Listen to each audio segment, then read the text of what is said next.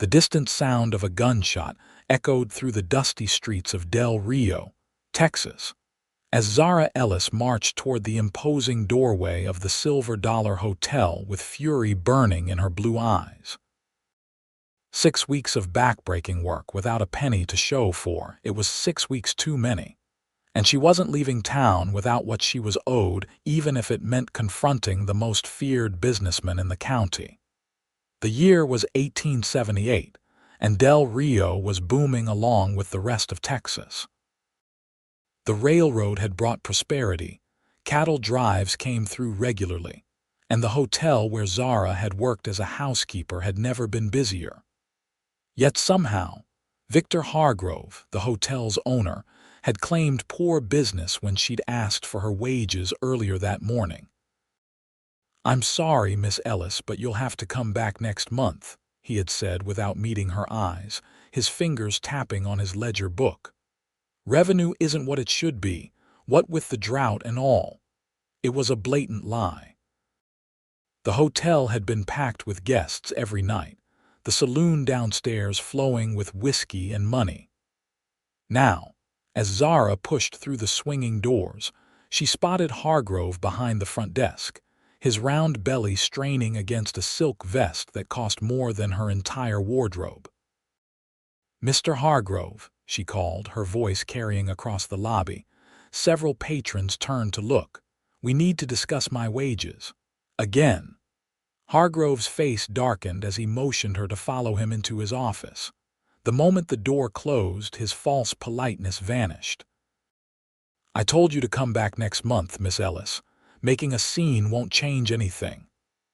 I worked 6 weeks, morning until night. You owe me $36 and I need it now," Zara replied, standing her ground despite the trembling in her knees. At 22, she'd learned the hard way that in this world nobody fought for you but yourself. Need it? For what? "Another fancy hat," he sneered, eyeing her plain dress and worn boots. "Maybe if you'd been more accommodating to some of our special guests, I'd find your services more valuable." Zara's cheeks burned with humiliation and anger. "I was hired to clean rooms, not to entertain your guests. Then perhaps I hired the wrong girl." Hargrove moved around his desk and towered over her. "There are a dozen women who'd be grateful for your position, and they wouldn't be bothering me about payment schedules." "This isn't about schedules. It's about what you legally owe me," Zara insisted, her voice shaking despite her effort to remain composed. Hargrove slammed his hand on the desk. "I decide what's owed in my establishment. Now get out before I have you thrown out, and don't bother coming back, you're dismissed." Zara stood frozen, the injustice of it stealing her breath. She needed that money. Her younger sister back in San Antonio was counting on her to send funds for medicine. Without it, "I'll go to the sheriff," she threatened. Hargrove laughed, the sound like gravel. "Sheriff Davies, my dear, who do you think pays for his weekly poker games? Now, are you leaving with your dignity intact, or shall I call for assistance?" With no choice but to retreat, Zara backed toward the door. "This isn't over," she promised. "It certainly is." Hargrove opened the door and practically shoved her through it. "Don't show your face around here again." Back on the street, Zara blinked back hot tears of frustration. She had exactly $2.17 to her name, not enough for a stagecoach ticket home, let alone her sister's medicine. She'd have to find other work immediately, but who would hire her without a reference? And in a town where Hargrove's influence touched everything. Lost in her despair, she didn't notice the tall figure watching her from the shadowed porch of the general store across the street. Owen Lawson had seen the whole display through the hotel's large windows, the tense confrontation, the way Hargrove had dismissed the young woman, and the defeat in her shoulders as she now walked down the dusty street. Owen had his own history with Victor Hargrove, one that left a bitter taste in his mouth. He took a long drag from his cigarette, crushed it under his boot, and made a decision. Adjusting his hat against the Texas sun, he began to follow the woman at a respectful distance. Zara could feel eyes on her back as she headed toward the modest boarding house where she'd been staying. Her room was paid up through tomorrow, which meant she had one night to figure out what to do before she'd be truly destitute. The thought made her stomach clench with anxiety. "Excuse me, miss," a deep voice called from behind. She turned, instinctively clutching her small handbag tighter. The man approaching her was tall, well over 6 feet, with broad shoulders and the weathered look of someone who spent most of his days under the open sky.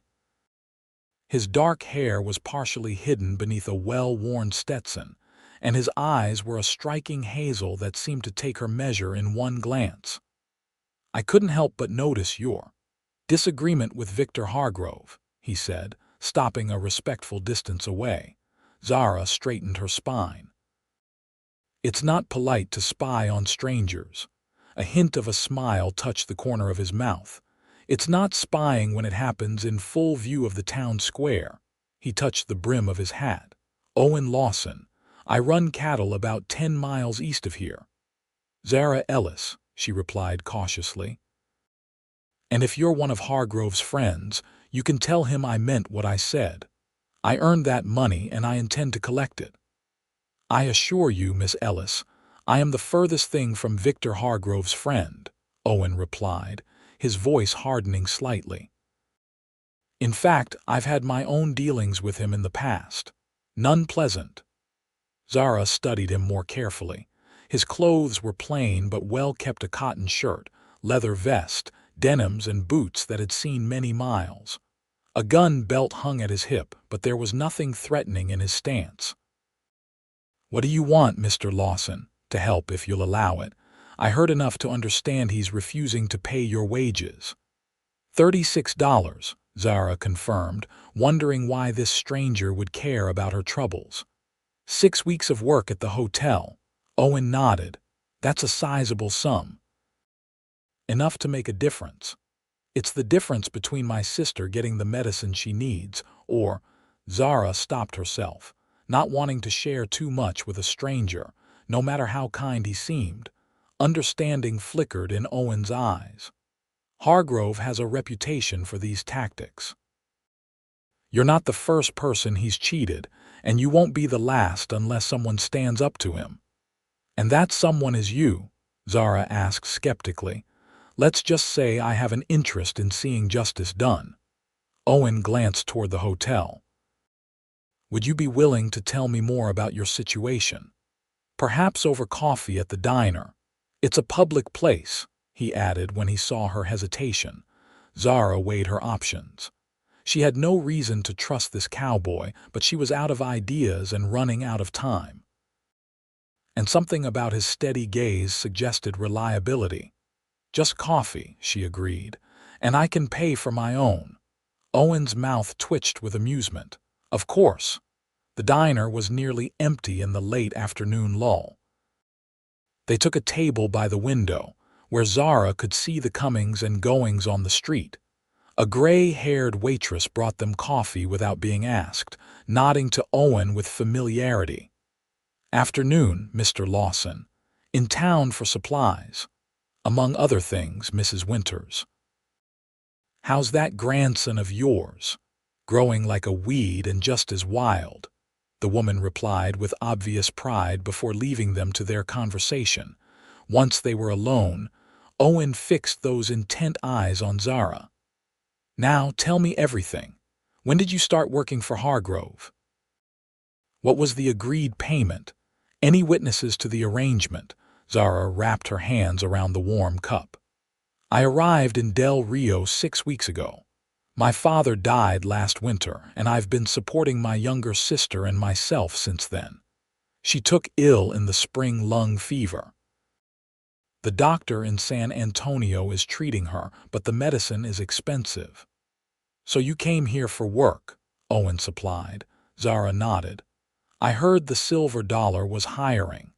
Mr. Hargrove agreed to $6 a week for housekeeping duties. Said he'd pay at the end of each month." Her mouth tightened. When the month came due, he had excuses. Said business was slow, that he'd pay for the full 6 weeks together. I trusted him. Your first mistake, Owen said, not unkindly. Was there a written contract? No, Zara admitted. But the hotel manager, Mr. Peterson, was there when we made the arrangement. He even showed me around that first day. Owen considered this. Peterson might be willing to confirm your story, especially if Hargrove's not present when he's asked. It won't matter, Zara said bitterly. You heard what Hargrove said about the sheriff. Sheriff Davies isn't the only authority in town, Owen replied, and Hargrove isn't as untouchable as he believes. There was something in his tone that made Zara look at him more closely. You sound like you have personal experience. Owen's jaw tightened almost imperceptibly. 3 years ago, Hargrove tried to claim a portion of my land by forging deed documents. Said the previous owner had sold him the creek that runs through my eastern pasture. If he'd succeeded, he'd have controlled all the water rights for miles.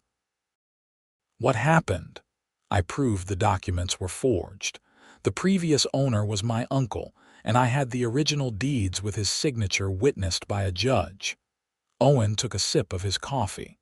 Hargrove's never forgiven me for the public embarrassment. He's been looking for ways to get back at me ever since. So this is about revenge for you, Zara said, feeling disappointed. No, Owen replied firmly. This is about right and wrong. You worked, you earned your pay, and you deserve to receive it.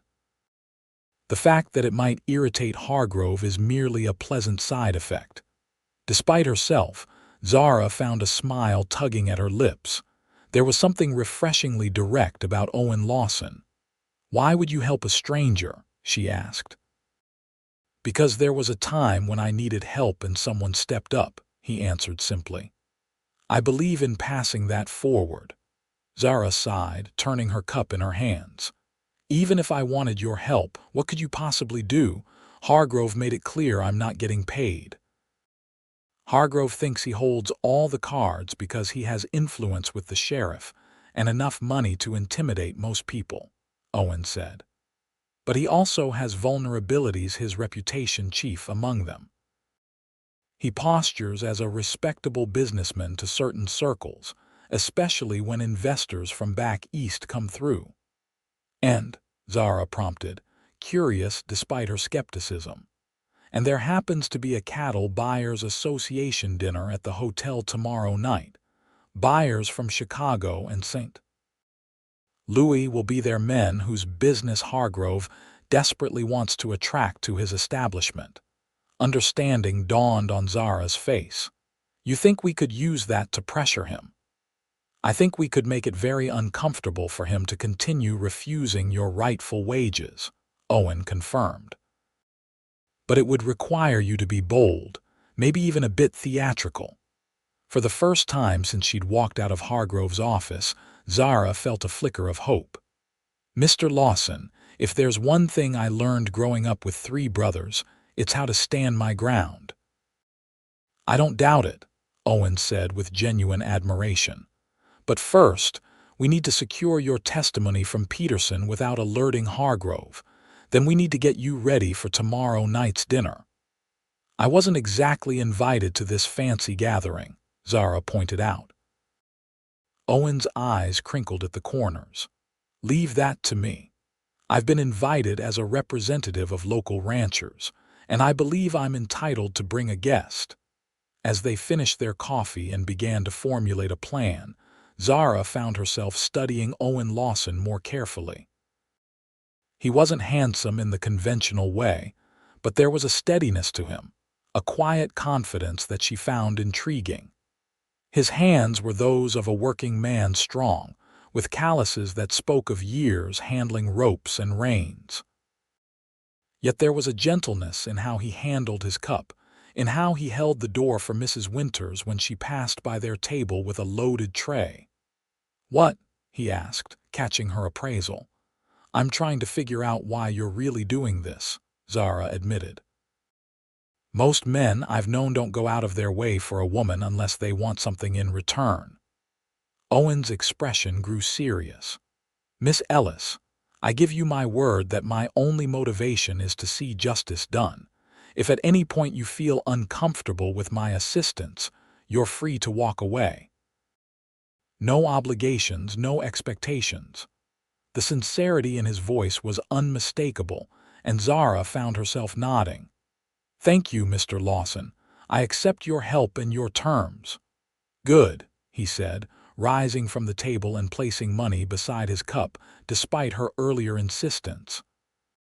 "Now, do you have a dress suitable for tomorrow night's dinner? Something that would blend in with the Eastern ladies who'll be accompanying their husbands?" Zara's face fell.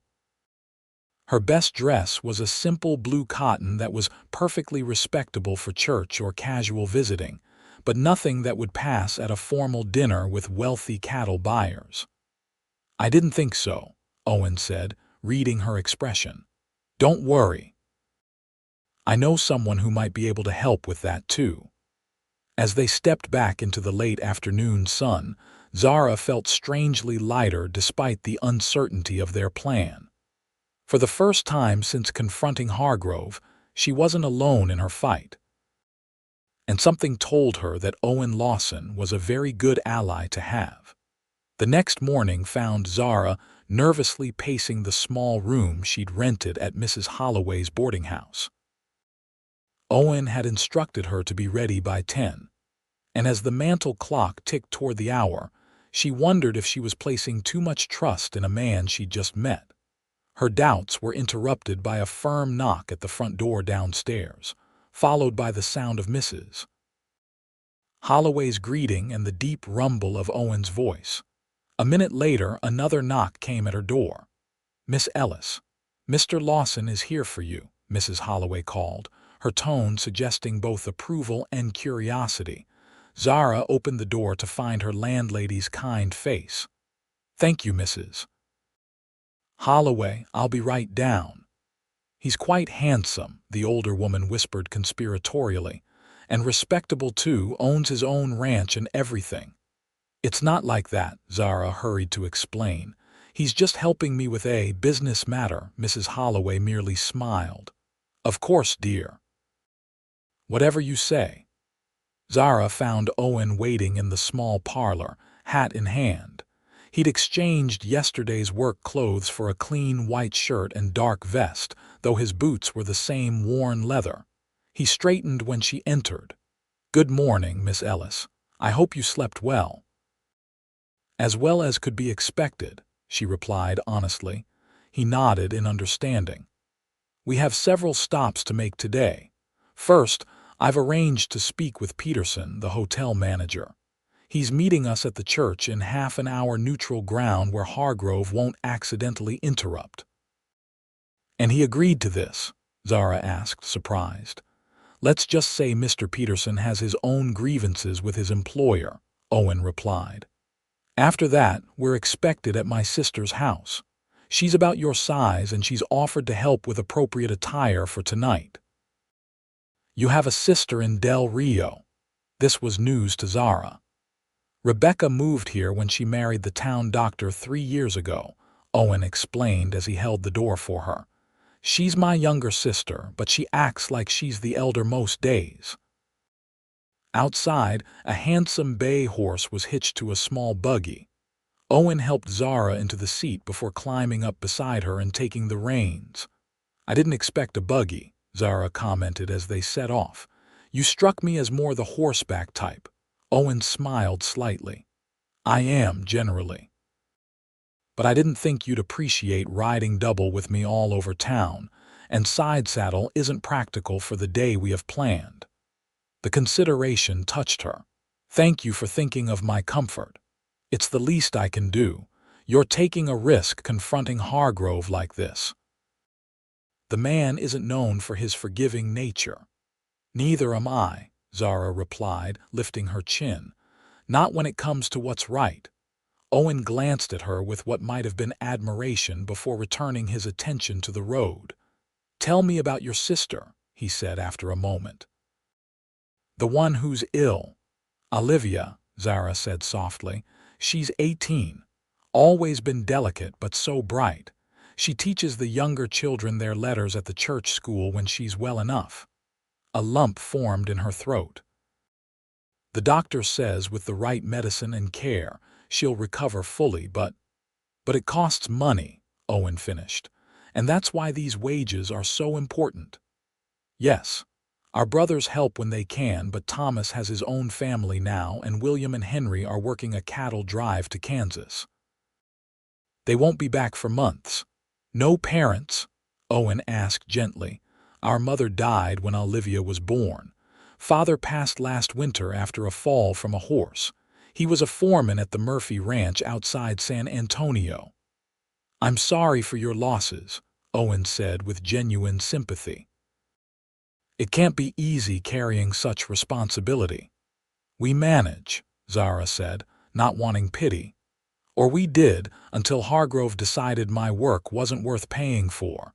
They had reached the small white church at the edge of town. A nervous-looking man in his 40s was waiting on the steps, constantly checking over his shoulder. That's Peterson, Owen murmured. Let me do the initial talking. He's skittish. The hotel manager jumped when they approached, his balding head shining with sweat despite the morning shade. Mr. Lawson, he greeted, eyes darting to Zara. Miss Ellis, I can only spare a few minutes if Mr. Hargrove found out I was here. We appreciate you coming, Mr. Peterson, Owen said calmly. We just need you to confirm a few facts about Miss Ellis's employment. Inside the empty church, Peterson reluctantly verified everything: Zara's hiring, the agreed wage of $6 weekly, and Hargrove's subsequent refusal to pay. He does this, Peterson admitted, wringing his hands. Hires girls from out of town, works them hard, then finds excuses not to pay. Most of them can't afford to stay and fight it, so they leave with nothing. And you've allowed this to continue, Zara couldn't help asking, indignation coloring her voice. Peterson looked ashamed.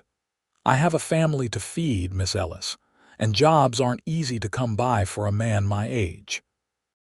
Would you be willing to put your testimony in writing? Owen asked. The manager paled. I couldn't possibly, not for public use, Owen assured him, just as insurance, something to show Hargrove we're serious. After further coaxing, Peterson agreed to write and sign a brief statement confirming Zara's employment terms. His hand shook as he wrote, but his signature at the bottom was legible. I hope you understand, he said as he handed over the paper. I can't be seen supporting you openly. My position, we understand, Owen interrupted, and we won't involve you further unless absolutely necessary. As Peterson hurried away, Zara turned to Owen. He's terrified of Hargrove. Most people in town are, to some degree, Owen replied, carefully folding Peterson's statement and tucking it into his vest pocket. Hargrove owns the hotel, has interests in the bank, and controls enough businesses to make life difficult for anyone who crosses him. Then why aren't you afraid? Zara asked. Owen's expression hardened. Because I've learned that men like Hargrove only have power when others give it to them through fear. My land is paid for, my cattle are healthy, and I answer to no one but myself and God. There was a quiet strength in his words that resonated with Zara. All her life, she'd been dependent on others, first her father, then her brothers, and finally an employer who'd betrayed her trust. The freedom Owen described sounded like a dream. They returned to the buggy and headed west, toward a neat row of newer houses set back from the main street. Owen stopped in front of a charming white house with green shutters and a well-tended garden. My sister's place, he explained as he helped Zara down. I should warn you, Rebecca is enthusiastic about everything she does, including meddling in her brother's affairs. Before Zara could ask what he meant, the front door flew open, and a pretty woman with the same hazel eyes as Owen hurried down the path. You're late, she exclaimed, embracing her brother before turning her bright gaze to Zara. And you must be Miss Ellis. Owen told me about your situation with that horrible Hargrove man. I'm Rebecca Thompson, formerly Lawson, and I'm delighted to help teach that scoundrel a lesson. Thank you for your assistance, Mrs. Thompson, Zara replied, a bit overwhelmed by the warm welcome. Please call me Rebecca. Any woman brave enough to stand up to Victor Hargrove is a friend of mine. Now come inside. We have work to do if you're going to be ready for tonight. With a sympathetic glance from Owen, Zara followed Rebecca into the house. The next few hours passed in a whirlwind of activity. Rebecca, it turned out, had been quite the society belle in St. Louis before marrying her doctor husband and moving to Texas. She still maintained a wardrobe that reflected those days. This should fit you perfectly, Rebecca declared, holding up a deep green silk dress with delicate lace trim. We're similar in build, though you're a touch taller.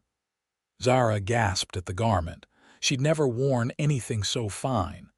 I couldn't possibly— Nonsense, Rebecca interrupted. It's been sitting in my wardrobe for ages. Edward and I rarely attend formal functions these days, what with his medical practice keeping him so busy. She pressed the dress into Zara's hands. Try it on while I find the appropriate accessories. In Rebecca's bedroom, Zara carefully slipped into the silk creation. The fabric whispered against her skin, the bodice fitting snugly while the skirt fell in elegant folds to the floor. When she emerged, Rebecca clapped her hands in delight. It's perfect. You look absolutely stunning, doesn't she, Owen? Owen, who had been reading in a chair by the window, looked up. For a moment, he seemed unable to speak, his eyes widening slightly as he took in Zara's transformed appearance. Very nice, he finally said, his voice a bit rougher than usual. Rebecca rolled her eyes at her brother's understated response. Men, so eloquent. She turned back to Zara. Now let's see about your hair and perhaps some jewelry. Simple but elegant is what we want. By mid-afternoon, the transformation was complete. Rebecca had arranged Zara's dark hair in an elegant updo, lent her a pair of pearl earrings and matching necklace, and even provided dancing slippers to replace Zara's practical boots. There, Rebecca said, stepping back to admire her work. No one would guess you're anything but a sophisticated lady from a good family. Hargrove won't know what hit him. Owen, who had returned from an errand while they were finishing, stood in the doorway with an unreadable expression. You look lovely, Miss Ellis, he said quietly. Thank you, Zara replied, suddenly self-conscious under his steady gaze, though I feel a bit like an imposter. Not at all, Rebecca insisted. You're simply showing a different side of yourself, one that will command respect in the circles where you need it tonight. As Rebecca packed the dress and accessories for transport back to the boarding house, she pulled her brother aside for a private word. Zara couldn't hear what was said, but she noticed Owen's neck reddening slightly before he firmly shook his head at whatever his sister had suggested. They left Rebecca's house late in the afternoon, with promises to share every detail of the evening's events tomorrow. Your sister is very kind, Zara said as they drove back toward town. She has a good heart, Owen agreed. Though sometimes she forgets not everyone wants her particular brand of help. She seems to care about you a great deal, Owen nodded. After our parents died, we only had each other for many years. Even now that she's married, she can't quite stop trying to look after me. That's what family does, Zara said softly, thinking of her own siblings.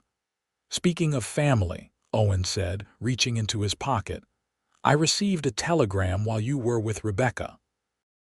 I took the liberty of sending a message to your sister in San Antonio this morning, explaining there would be a delay in your return, but that you were well. He handed her a folded paper. Zara opened it with trembling fingers to find Olivia's reply.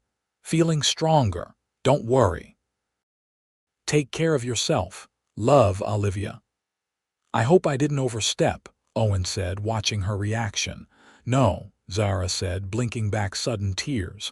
"Thank you. It's a relief to know she's doing all right."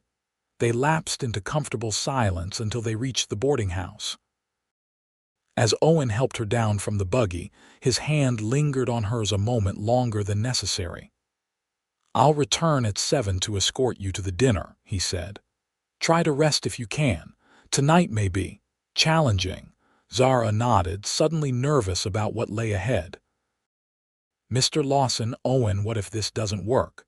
What if Hargrove simply has us thrown out?" "Then we try another approach," Owen said firmly. "But I don't think it will come to that. Hargrove values his reputation too much to create a scene in front of potential investors." His confidence steadied her. 7 o'clock, then." 7 o'clock, he confirmed, touching the brim of his hat before climbing back into the buggy. Zara watched him drive away, a curious mixture of anticipation and anxiety settling in her stomach. In just a few hours, she would face the man who had cheated her, but this time she wouldn't be alone. At precisely 7, Owen knocked on the boarding house door. "Mrs. Holloway answered, her eyes widening at the sight of him in formal evening attire, a dark suit that fit his broad shoulders perfectly, a crisp white shirt, and a black string tie. "My goodness," she murmured. "Miss Ellis said it was business, but—" "It is business, Mrs. Holloway," Owen assured her, though his eyes moved past the landlady to the staircase where Zara was descending. The green silk dress caught the lamplight, making it shimmer with each step she took. Rebecca had insisted on lending her a matching shawl and reticule as well, completing the picture of refined elegance. "Miss Ellis," Owen said, his voice low, "you look beautiful." "Thank you," Zara replied, feeling a blush warm her cheeks. "You clean up quite nicely yourself, Mr. Lawson, Mrs. Holloway glanced between them with a knowing smile before discreetly retreating to her sitting room. Outside, a different conveyance waited, a handsome black buggy with polished fittings, pulled by a matched pair of grays. "Borrowed from Dr. Thompson," Owen explained, helping her up. Rebecca insisted we arrive in style. The Silver Dollar Hotel was ablaze with light when they arrived. Lanterns illuminated the front porch, and through the windows, Zara could see the main dining room had been transformed with white tablecloths and floral arrangements. Well-dressed men and women were already filing inside. Zara's courage faltered momentarily. "There are so many people." Owen offered his arm. "Remember why we're here. These people, Hargrove's important guests, are your protection. He won't want to make a scene in front of them." Taking a deep breath, Zara placed her hand on his arm. Together, they ascended the steps and entered the hotel lobby. The manager, Peterson, was stationed at the entrance to the dining room, checking invitations. His eyes widened in recognition and alarm when he saw Zara, but Owen smoothly presented his invitation before the man could comment. "Mr. Lawson and guest," Peterson announced weakly, avoiding Zara's gaze as they passed. Inside, the dining room hummed with conversation. Cattle buyers from the East in expensive suits mingled with local ranchers in their Sunday best. Their wives formed clusters of silk and perfume, evaluating newcomers with practiced eyes.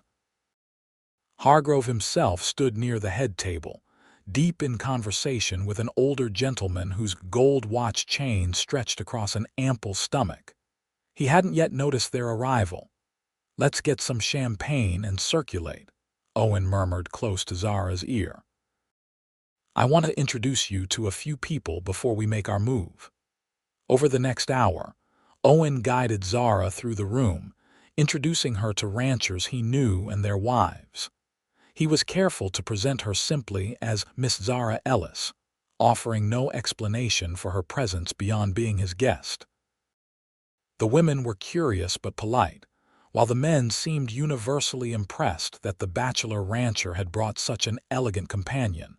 Finally, Owen steered them toward a distinguished-looking man with silver hair and a neatly trimmed beard.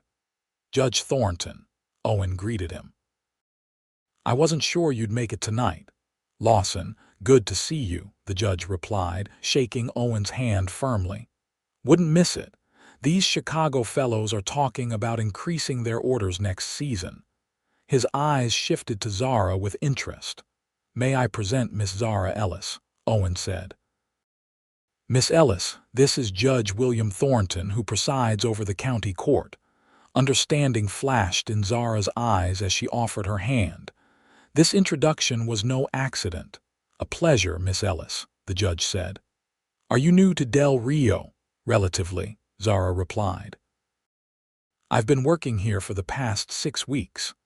"Miss Ellis has had some trouble collecting her rightful wages," Owen added, his voice carefully modulated to carry no further than their small circle. "Perhaps you might advise her on the proper legal channels." The judge's eyebrows rose slightly. "Indeed. Well, Texas law is quite clear on matters of earned wages. Who is the employer in question?" Before Owen could respond, a booming voice interrupted them. "Judge Thornton, I see you've met our local cattleman." Victor Hargrove had finally noticed their presence and approached with a fixed smile that didn't reach his eyes. "Lawson brings the finest beef to market in the county, or so he claims." "Mr. Hargrove," the judge acknowledged. "Yes, we were just having a most interesting conversation about local business practices," Owen interjected smoothly. "Specifically, the importance of honoring contracts." Hargrove's smile tightened as his gaze shifted to Zara. For a moment, confusion crossed his features, as though he couldn't quite place her in these elegant surroundings. Then recognition dawned, followed by a flash of anger quickly masked. "Miss Ellis," he said stiffly, "I wasn't aware you were acquainted with Mr. Lawson." "Oh, we're quite well acquainted," Zara replied, finding her courage in Owen's steady presence. "In fact, Mr. Lawson has been advising me on how to address my current financial situation." Hargrove's face darkened. "This is hardly the venue for such discussions."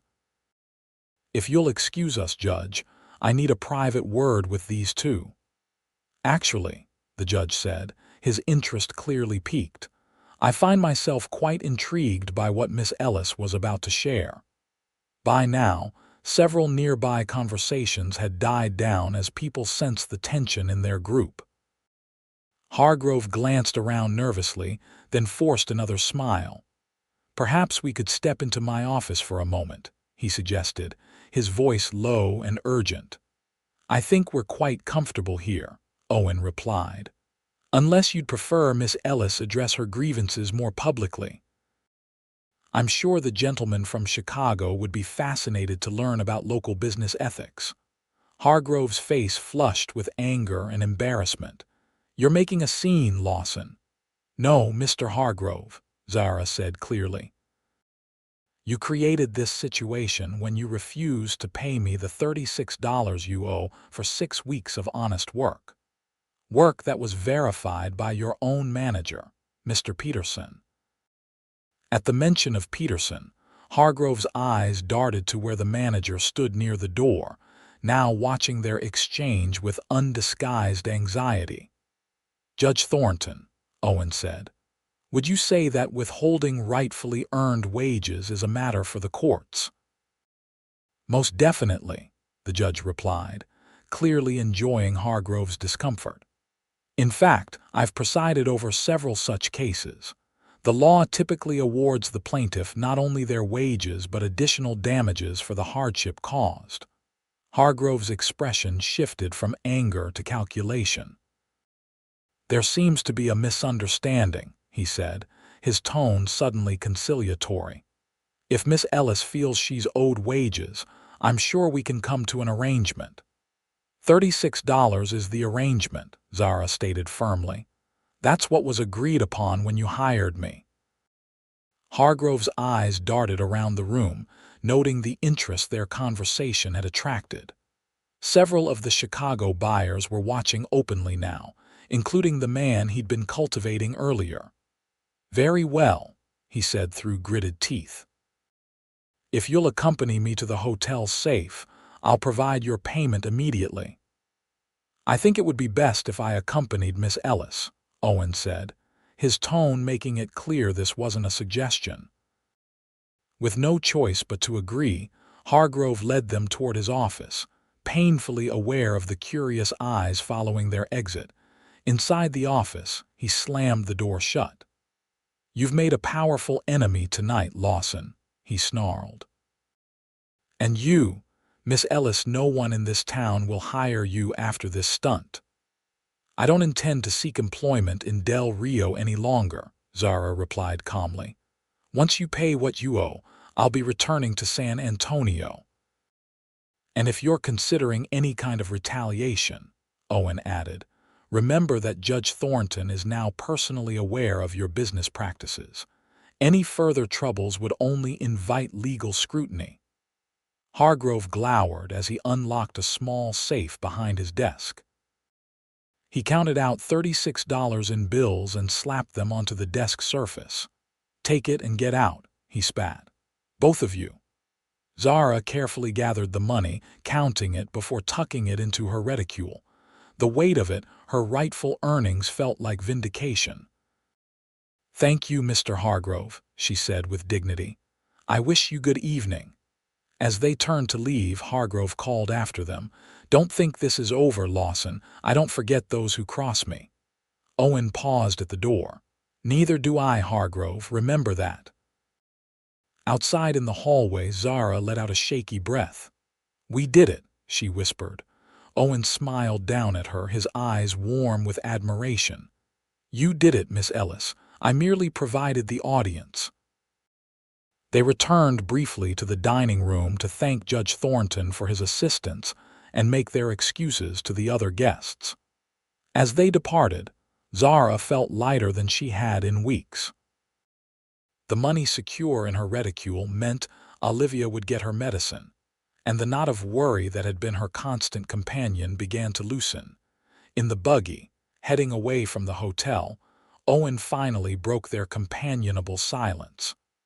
"What will you do now? Return to San Antonio immediately?" "Yes," Zara replied, though the thought no longer brought the relief she'd expected.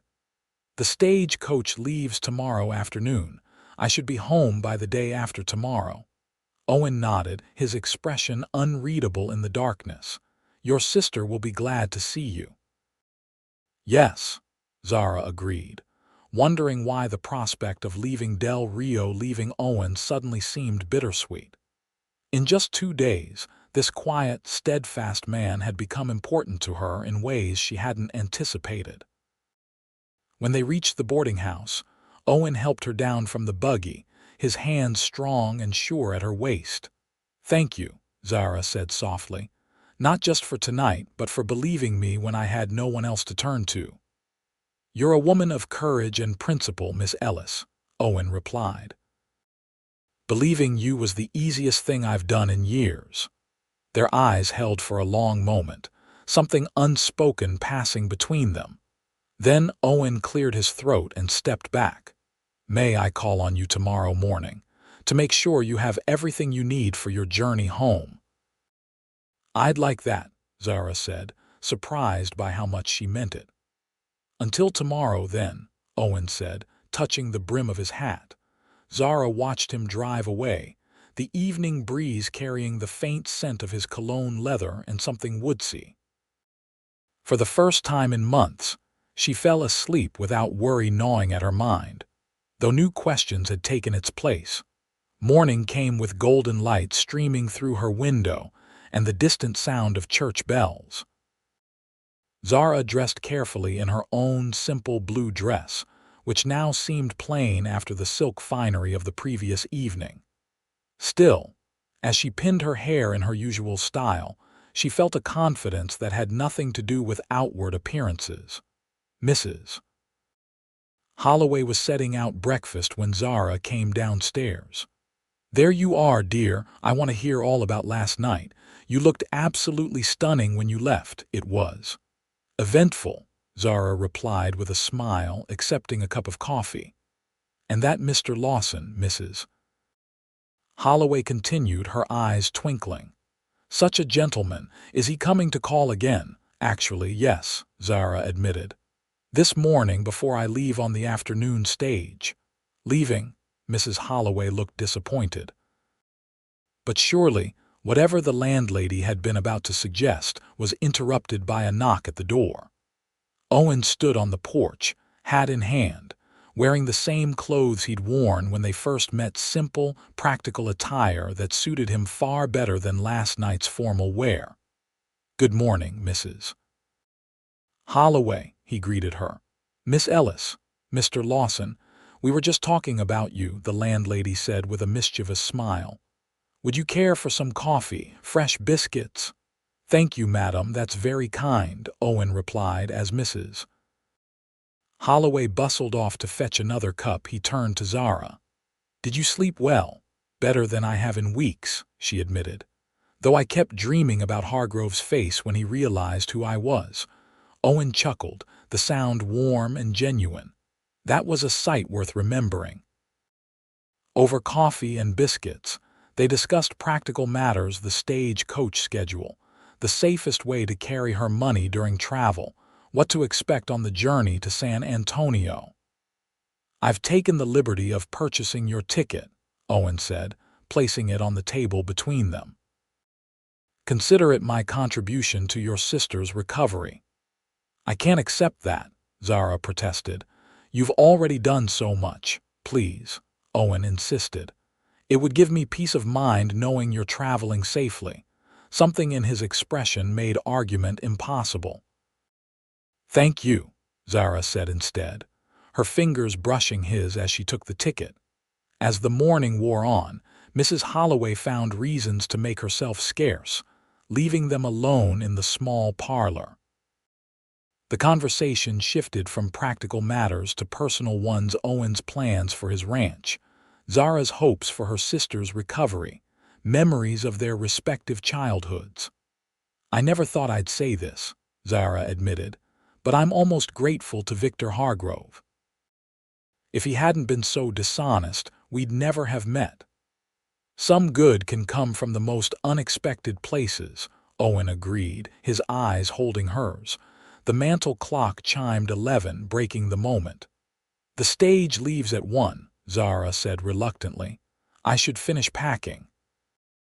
Owen nodded, rising to his feet. "I'll return at 12:30 to escort you to the depot." As he prepared to leave, he seemed to be wrestling with something. Finally, he spoke. "Miss Ellis, Zara, I know we've known each other only briefly, but I've come to admire you greatly. Your courage, your dedication to your family." He paused, choosing his words carefully. "I would very much like to correspond with you if you'd permit it." Zara's heart quickened. "I'd like that very much," she replied softly. "Good," Owen said, visibly relieved. "That's good." After he left, Zara found herself moving through her packing in a daze of mixed emotions. She was eager to return to Olivia, to deliver the medicine and money her sister so desperately needed.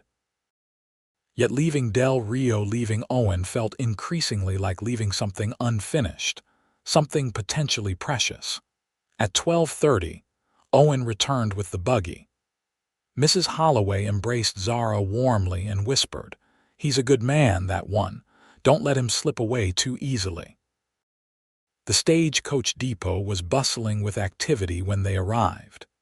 The coach itself was already waiting, luggage being loaded on top while passengers milled about saying their goodbyes.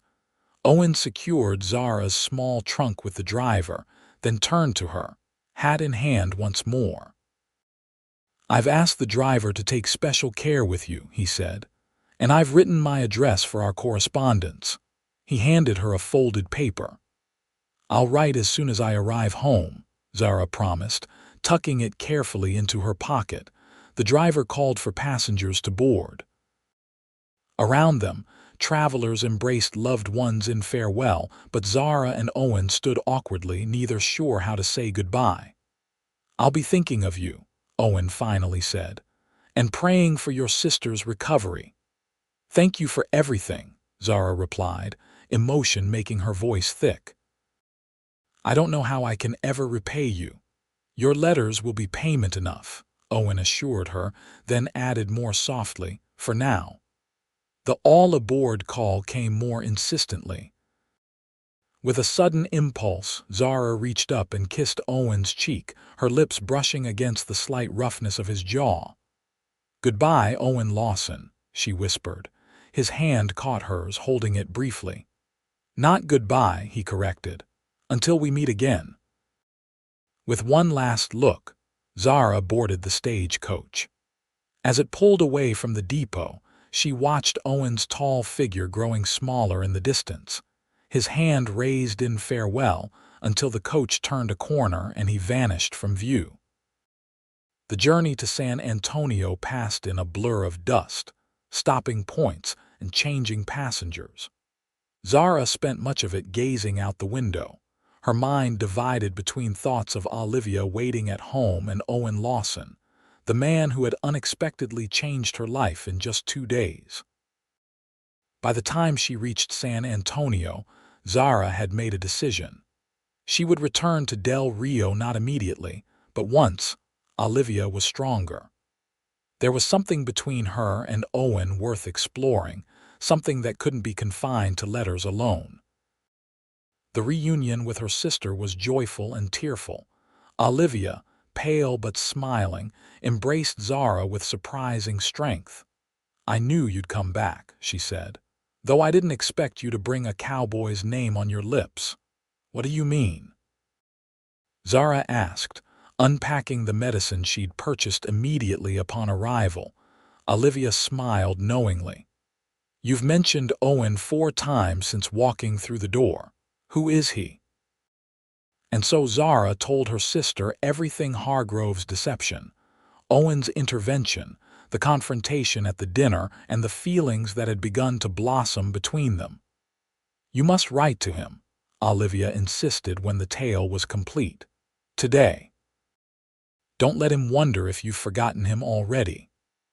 "I promised I would," Zara agreed, already composing the letter in her mind. Over the following weeks, Olivia's health improved steadily with proper medicine and care.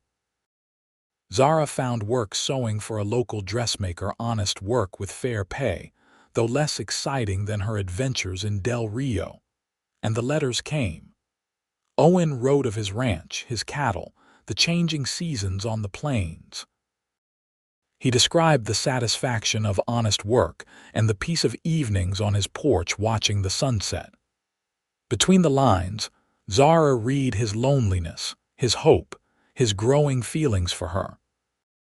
In her replies, Zara shared Olivia's progress, her new employment, and memories of her childhood in San Antonio. She found herself opening up to Owen in ways she never had with anyone else, sharing dreams and fears and small daily joys. 3 months after her departure from Del Rio, a particular letter arrived that made Zara's heart race. "I find myself at a crossroads," Owen had written. "The ranch is prospering, the house is comfortable though quiet, and my thoughts increasingly turn to a future that includes more than cattle and solitude. In short, I find that I miss you, Zara Ellis, not just as a correspondent but as a presence in my life. If your circumstances permit, would you consider returning to Del Rio for a visit? Or perhaps I might journey to San Antonio. I leave the choice to you, but I confess I am eager for an answer."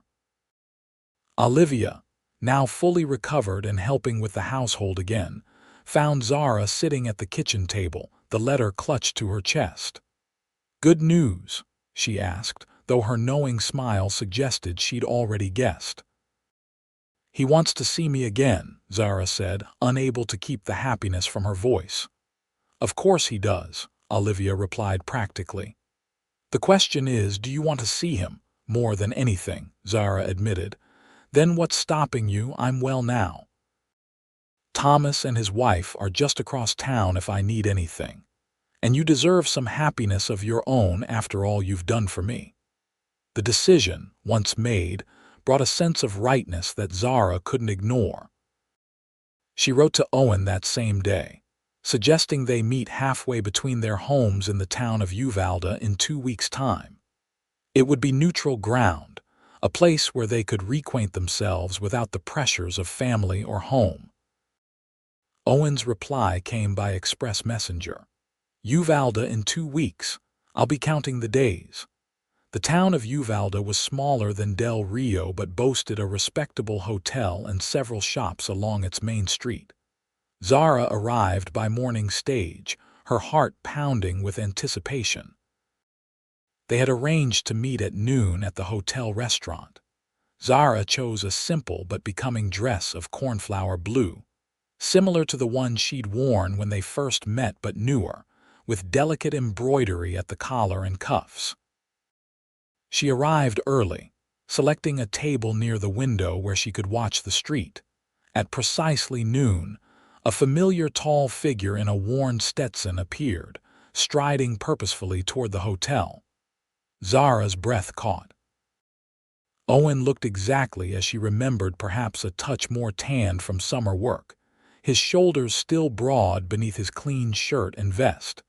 He paused at the restaurant entrance, scanning the room until his eyes found hers. The smile that spread across his face made Zara's heart skip. "Miss Ellis," he said, approaching her table and removing his hat. "You're a sight for sore eyes." "Mr. Lawson," she replied, unable to suppress her own smile.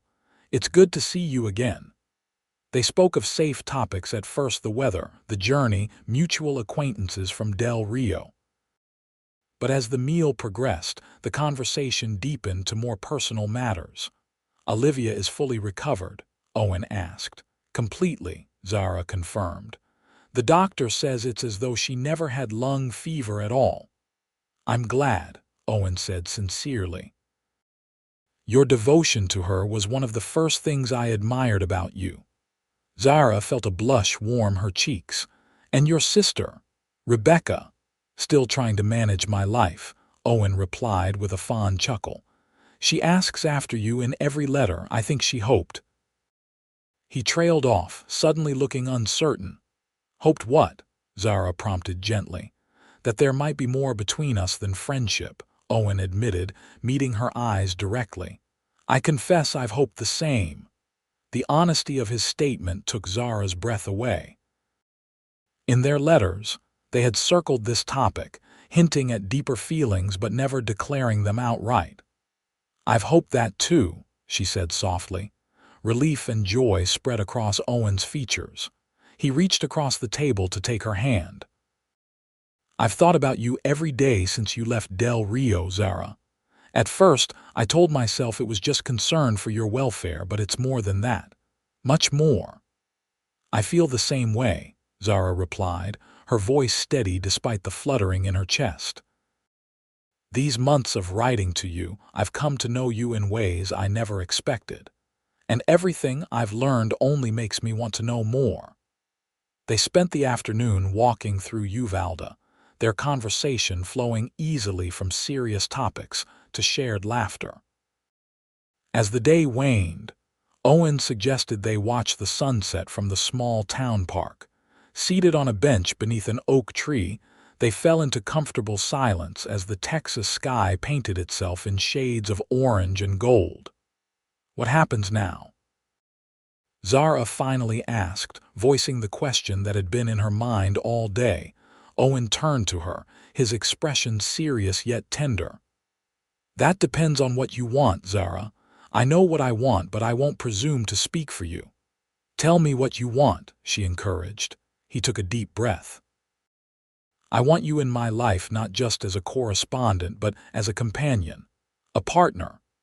His hand found hers again.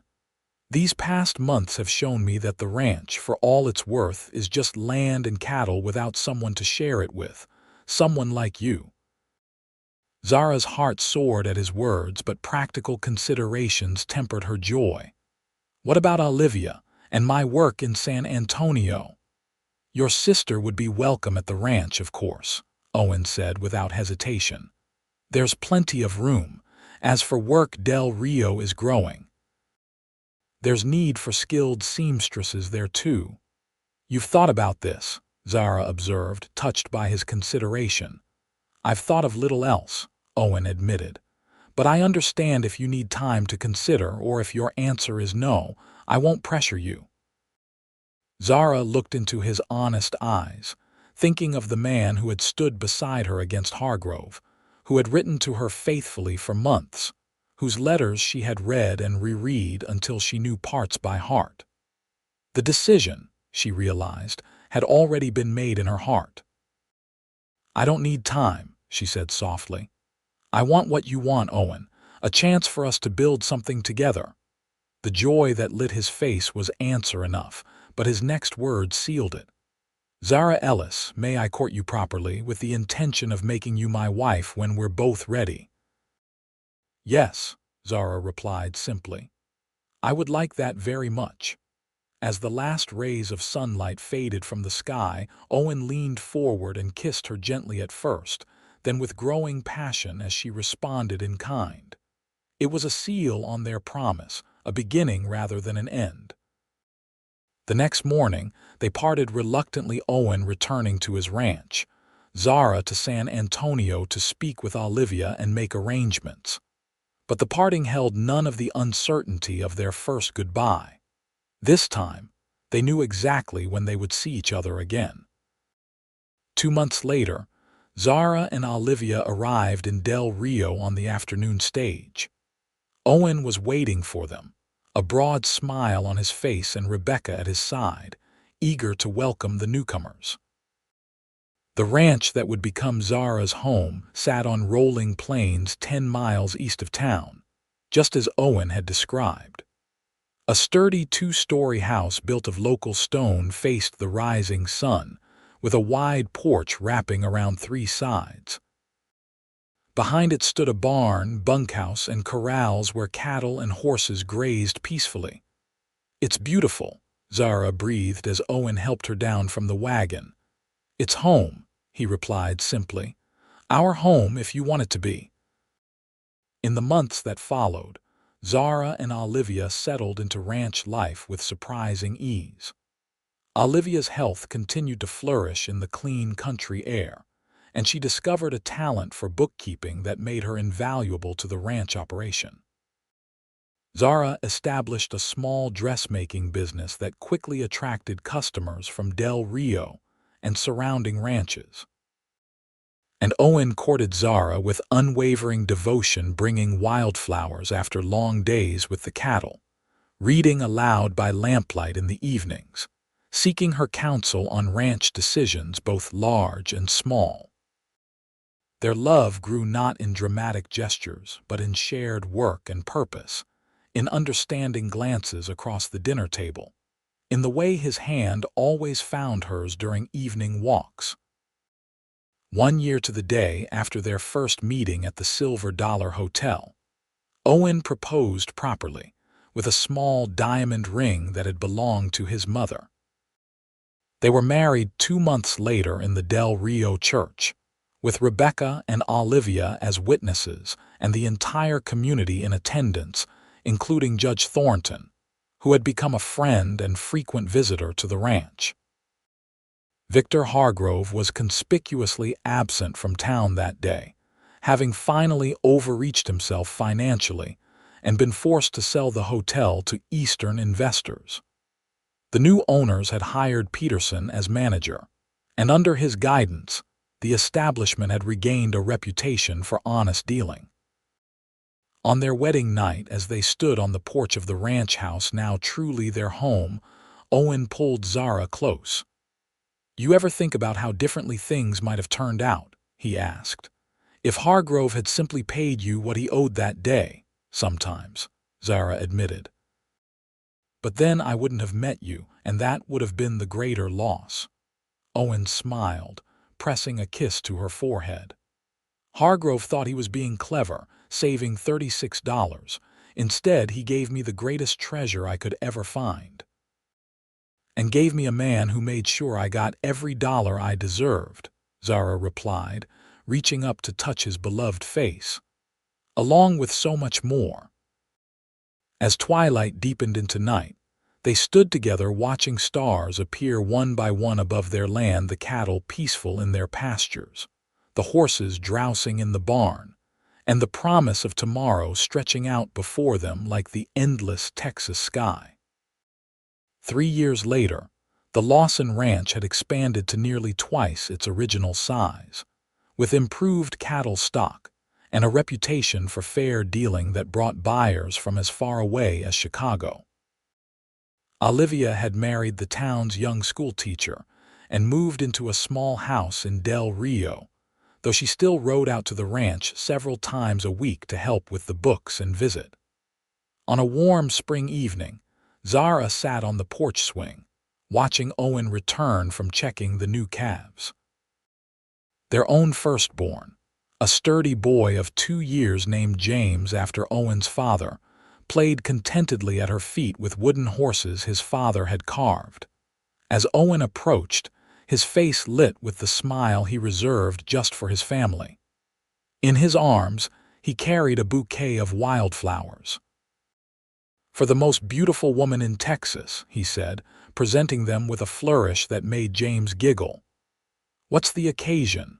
Zara asked, inhaling their sweet scent. "Do I need one?" Owen countered, settling beside her on the swing and pulling their son onto his lap. Zara leaned against his shoulder, contentment washing over her. "No, I suppose you don't." For a while they swung gently, watching the sunset paint the sky in familiar glory. James eventually dozed off against his father's chest, his small face peaceful in sleep. "I saw Peterson in town today," Owen mentioned casually. "He said Hargrove's back in the area trying to drum up investors for some scheme or other." "After all this time," Zara was surprised. "I thought he'd moved on to exploit some other town." "Apparently not. Peterson says he's having a hard time finding anyone willing to back him. Word of his business practices has spread." "Good," Zara said firmly. "Actions should have consequences." Owen smiled, brushing a loose strand of hair from her face. "That reminds me of something Rebecca said at dinner last Sunday. She claimed that the best thing Hargrove ever did was refuse to pay your wages because it brought you into my life." "Your sister has always been wise," Zara replied with a smile of her own. "Though I wouldn't give Hargrove too much credit. It was you who made sure I got what I deserved." "The money, perhaps," Owen acknowledged. "But everything since then. That's been all you, Zara. You chose to write to me to give us a chance to build this life together." He glanced down at their sleeping son. "To give me a family I never dared dream of." Zara placed her hand over his where it rested on James's back. "We gave that to each other," she corrected gently. "And I wouldn't trade it for all the money in Texas." As darkness settled around them, a cool breeze rustling the new spring leaves, Owen leaned over to kiss his wife. It was a kiss that held all the tenderness of their first embrace in Uvalde, all the passion of their wedding night, and something more, the deep, abiding love that had grown between them through seasons of planting and harvest, joy and challenge, everyday magic and ordinary miracles. Later that evening, after James was tucked into his bed, Owen found Zara standing by their bedroom window, gazing out at the starlit ranch. "What are you thinking about?" he asked, coming to stand behind her, his arms encircling her waist. "How far we've come," she replied, leaning back against his solid warmth. "And how grateful I am for every step of the journey." Owen turned her gently to face him. "Even the difficult parts, especially those," Zara said, her eyes meeting his in the lamplight. "They led us here after all." As he lowered his mouth to hers, Zara knew with absolute certainty that the greatest fortune wasn't measured in dollars or acres, but in moments like this, in the love of a good man, in the family they'd created, in the home they'd built together on the wild Texas plains.